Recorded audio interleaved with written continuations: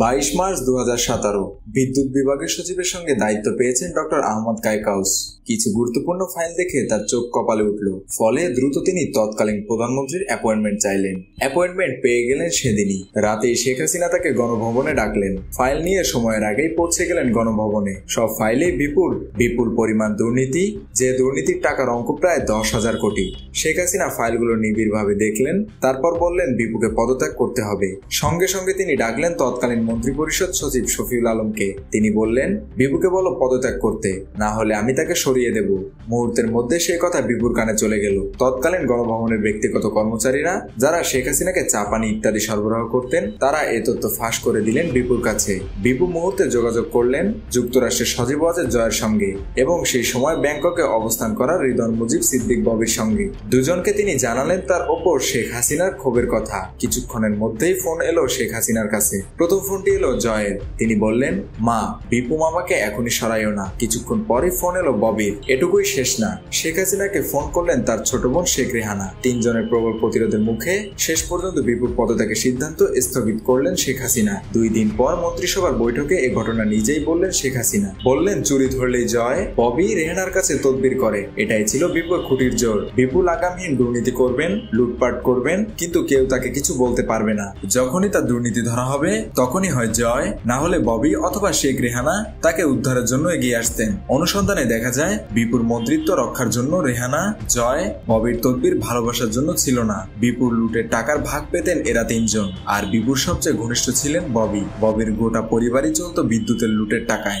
সর্বশেষ এ পদত্যাগ কাহিনীর ঘটনা যদি অনুসন্ধান করা যায়, দেখা যাবে 2017 সালের মার্চের এ ঘটনার 3 দিনের মাথায় রিদওয়ান মুজিব ববি দেশে আসেন। পরদিনই ধানমন্ডিতে সিআরআই অফিসে বৈঠক করেন নজরুল হামিদ বিপুর সঙ্গে। এপ্রিলের প্রথম সপ্তাহে সিদ্ধান্ত হয়, 1 বৈশাখে লেটস টক নামে একটি অনুষ্ঠান করা হবে, যাতে শেখ হাসিনা কথা বলবেন তরুণ সমাজের সঙ্গে। সে অনুযায়ী লেটস টক অনুষ্ঠানের আয়োজন করা হয়। এরকম একটি অনুষ্ঠান করতে খরচ হয় সাফল্যে 10 থেকে 12 লাখ টাকা। কিন্তু 10 কোটি টাকার একটি চেক সিআরআই কে দিলেন নজরুল হামিদ বিপু। প্রিয় প্রাঙ্গণের এই চেক সিআরআই এর নামে দেওয়া হয় 4 এপ্রিল। এই টাকাটি নগদায়ন হয় 6 এপ্রিল। সেই লেটস টক অনুষ্ঠানে গেটে এবং চারপাশে প্রিয়াঙ্গনে বিভিন্ন প্লাকার্ড ছিল। তৎকালীন প্রধানমন্ত্রী শেখ হাসিনা এই লেটস টক অনুষ্ঠান যোগ দেন এবং চারপাশে প্রিয়াঙ্গনের বিজ্ঞাপন দেখে তিনি একটুও হতবাক হননি, বরং বিপুর সঙ্গে দুষ্টামিও করেন। শুধু এখানেই শেষ নয়, এরপর শেখ হাসিনাকে খুশি করার জন্য আর নজরুল হামিদকে রক্ষার জন্য নতুন প্রকল্প হাতে নেন ববি। যোগাযোগ করেন এশিয়াটিকের সঙ্গে। এশিয়াটিকের ইরেশ সহ কয়েকজনের সঙ্গে বৈঠক করেন রিদওয়ান মুজিব ববি। এরপর আসাদুজ্জামান নূরের সঙ্গেও তার একটি বৈঠক হয়। এই বৈঠকে তারা সিদ্ধান্ত নেন শেখ হাসিনা জীবনের উপর একটি প্রামাণ্যচিত্র বানানো যেতে পারে। সবাই পরামর্শ দেন এশিয়াটিকের একান্ত অনুগত নির্মাতা পিপলু খানকে এ পরিচালনার দায়িত্ব দেওয়ার জন্য। এরকম একটি প্রামাণ্যচিত্র করতে বড়জোর খরচ হয় 25 থেকে 30 লাখ টাকা। এ সময় পিপলু খান বাজেট দেন 1 কোটি টাকা। রিদওয়ান মুজিব ববি নজরুল হামিদ বিপুকে জানান যে এরকম একটি প্রামাণ্যচিত্র করতে খরচ হবে 20 কোটি টাকার মতো। বিপু তো টাকার খনি। বিপু সঙ্গে সঙ্গে 20 কোটি টাকা মঞ্জুর করেন। পিপলু খানকে সিআরআই এর পক্ষ থেকে 3 কিস্তিতে টাকা দেওয়া হয়। 3 কিস্তিতে 85 লাখ টাকা পান পিপলু খান। ছবি মুক্তির পর 15 লাখ টাকা নগদে দেওয়া হয় এবং বিপু নগদে এ টাকা পিপলু খানকে দেন। অথচ এই প্রামাণ্যচিত্রে শেখ হাসিনা আর শেখ রেহানার সাক্ষাৎকার ছাড়া ছিল কিছু স্টক ফুটেজ।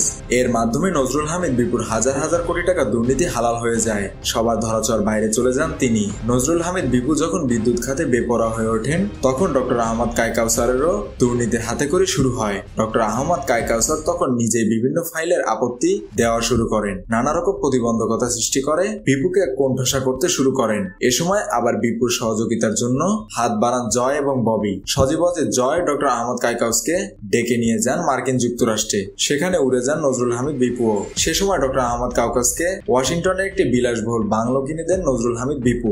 মার্কিন যুক্তরাষ্ট্রে অবস্থানরত আওয়ামী লীগের একজন গুরুত্বপূর্ণ নেতার মাধ্যমে এ বাড়িটি ডক্টর আহমদ কায়কাউসকে দেওয়া হয়। এরপর অবশ্য আহমদ কায়কাউস বেশি দিন থাকেননি। 2018 সালের নির্বাচনের পরপরই তাকে প্রধানমন্ত্রীর মুখ্য সচিবের দায়িত্ব দেওয়া হয়। এরপর কায়কাউস নিজেই হয়ে ওঠেন দুর্নীতির গডফাদার। অনুসন্ধানে দেখা গেছে ববি, জয় কিংবা শেখ রেহানার যখন যা প্রয়োজন হতো, সেই 5 মাস খাটতেন নজরুল হামিদ বিপু। সজীব ওয়াজেদ জয় যখন দেশে আসতেন, তখন তার আমোদ প্রমোদের জন্য ব্যবস্থা করতেন বিপু। বিপু তার নিজস্ব খামার বাড়িতে এ ধরনের প্রাইভেট পার্টির আয়োজন করতেন, যেখানে শোবিজের বিভিন্ন তারকার উপস্থিতির সন্ধানও পাওয়া যায়। রিদওয়ান মুজিব ববির ফিনল্যান্ডের বাড়ি, ব্যাংককের বাড়ি নজরুল হামিদ বিপু করে দিয়েছেন। বিপু 2019 সালের ফেব্রুয়ারিতে ব্যাংকক যান। সরকারি পরিপত্রে বলা হয় তার চিকিৎসার জন্য সফর, কিন্তু সেখানে ববির বাড়ি এবং অন্যান্য আর্থিক লেনদেনের কাজ সম্পন্ন করেন। এ কাজ সম্পন্ন করার জন্য তাকে সহায়তা করে একটি ঋণখেলাপি ব্যবসায়িক গ্রুপ, যারা দেশের অর্থ পাচার করে থাইল্যান্ডে সম্পদের পাহাড় গড়েছে। এভাবেই ববি এবং জয়কে সন্তুষ্ট করে লাখ কোটি লুট করেছেন নজরুল হামিদ। লুটের প্রায় পুরো টাকাই পাচার হয়েছে বিদেশে। শেষের দিকে বিপু সবসময় বলতে থাকেন, আমাকে শেখ হাসিনাও সরাতে পারবে না। তখন সবাই অবাক হয়ে যেত, কিন্তু পরে দেখা যায় কারণটি খুবই স্পষ্ট। ববি আর জয় ছিলেন এতই ক্ষমতাবান যে শেখ হাসিনা তাদের কাছে অসহায় হয়েছিলেন, আর এজন্যই এ ধরনের সীমাহীন দুর্নীতি নীরবে প্রশ্রয় দিয়েছিলেন শেখ হাসিনা। 2024-এর ডামি নির্বাচনের আগে শেখ হাসিনা সিদ্ধান্ত নিয়েছিলেন কোনো অবস্থায় বিপুকে তৃতীয় দফায় মন্ত্রী করা যাবে না, কিন্তু এ সিদ্ধান্তে তিনি অটল থাকতে পারেননি। আবার ববি এবং জয় হস্তক্ষেপ করেন। তাদের হস্তক্ষেপের কারণে এবার শেখ হাসিনা শুধু বিদ্যুৎ নয়, বিদ্যুৎ এবং জ্বালানি দুটি মন্ত্রণালয়ের দায়িত্ব দিয়েছিলেন বিপুকে। এই দুষ্ট চক্রের কারণে বিদ্যুতের লুটপাট হয়েছে। বিদ্যুৎ ক্ষেত্রে কোনো জবাবদিহি ছিল না। বিপু স্বেচ্ছাচারিতার কাছে অসহায় হয়ে পড়েছিল পুরো বিদ্যুৎ খাত। সিঙ্গাপুরে জয়ের যে ব্যবসা, তার বিনিয়োগ প্রায় 500 কোটি টাকা বিপুর দেওয়া। বিপুর সিঙ্গাপুরের পাওয়ারকোর কোম্পানির নথি পর্যালোচনা করে দেখা যায় সেখান থেকে জয়কে বিভিন্ন মাসে বিপুল অঙ্কের টাকা দেওয়া হয়েছে। এখনো পাওয়ারকোর ব্যাংক গ্যারান্টি দিয়ে জয় সিঙ্গাপুরের একটি ক্রেডিট কার্ড ব্যবহার করেন। এই গডফাদার থাকার কারণে বিদ্যুৎ খাতে নির্বিচার হরিলুট করেছেন নজরুল হামিদ বিপু। মেহেদী হাসান বাপ্পি, খুলনা গেজেট।